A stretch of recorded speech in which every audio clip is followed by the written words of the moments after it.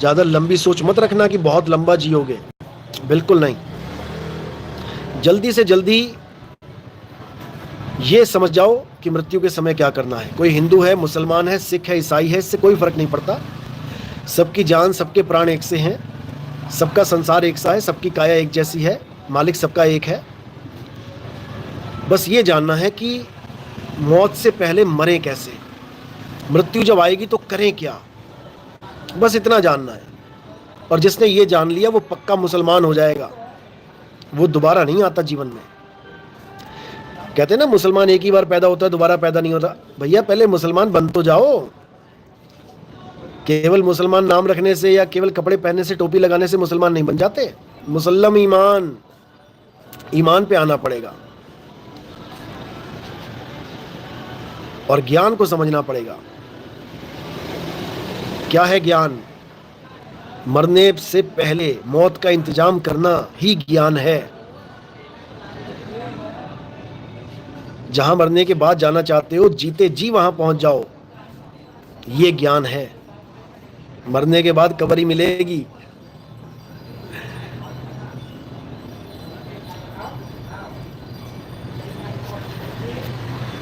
मरने पहले जो मरे बहुर न मरना होए,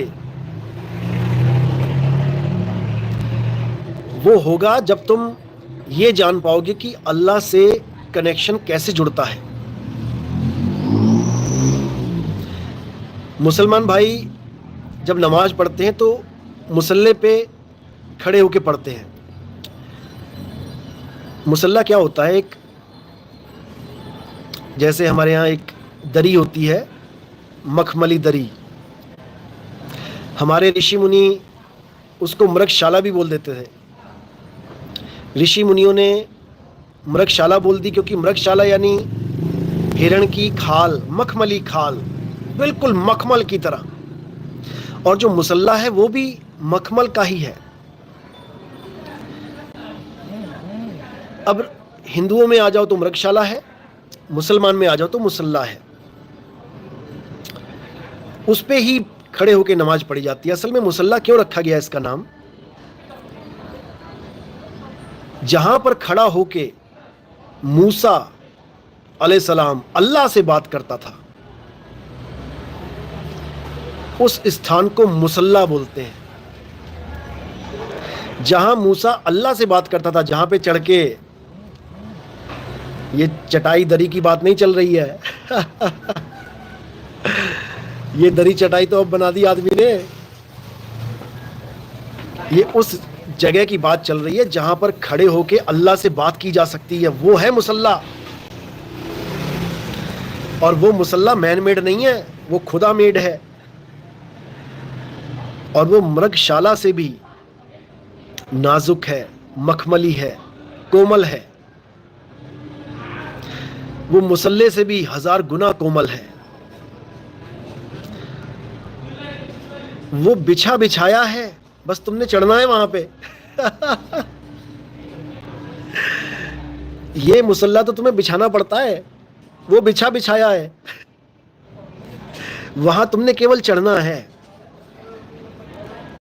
अब तो जाए चढ़े सिंहासन और मिले हैं सारंग पानी।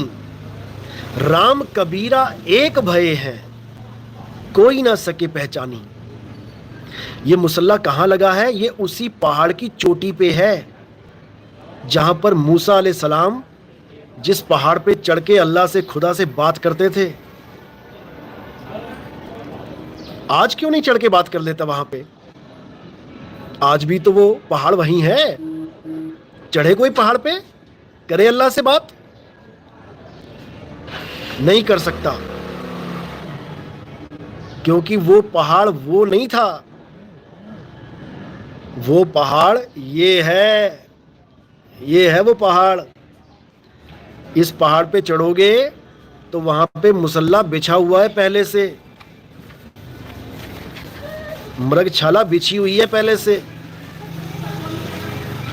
वो मखमली मुसल्ला पहले से बिछा हुआ है मेरी जान पहुंच तो सही,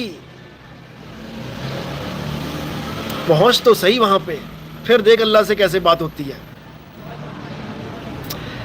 निशाने से चढ़ोगे, निशाना कोई मारे संत सुजान।